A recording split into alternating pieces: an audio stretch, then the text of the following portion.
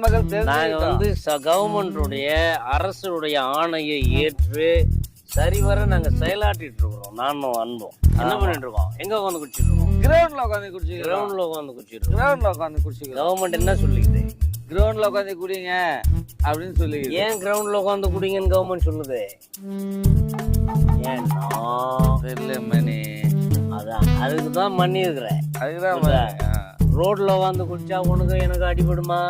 ஆமா மணி, அடிபடும். வேற எங்கேயாவது பள்ளிக்கூடத்துல வேற எங்கேயாவது வந்து குடிச்சோம்னா பொதுமக்களுக்கு டிஸ்டர்பன்ஸா இருக்கு. கரெக்ட் மணி. நாளைக்கு குடிச்சிட்டு நம்ம எங்கேயாவது விழுந்து அடிபட்டுற கூடாதுன்னு நம்மளுடைய பாதுகாப்பு கருதி கவர்மெண்ட் என்ன பண்ணிடுது? நம்மள மாதிரி உண்மையான சிட்டிசன்ஸ் இந்த மாதிரி கிரவுண்ட்ல உட்காந்து குடிக்கணும்னு ஒரு சட்டம் கொண்டு வந்துருது. அது புரியாம இந்த மாதிரி சின்ன பசங்க நம்மள வீடியோ எடுத்து போய் போட்டு லைக் ஷேர் வாங்கலான்னு பாக்குறாங்க. நாங்க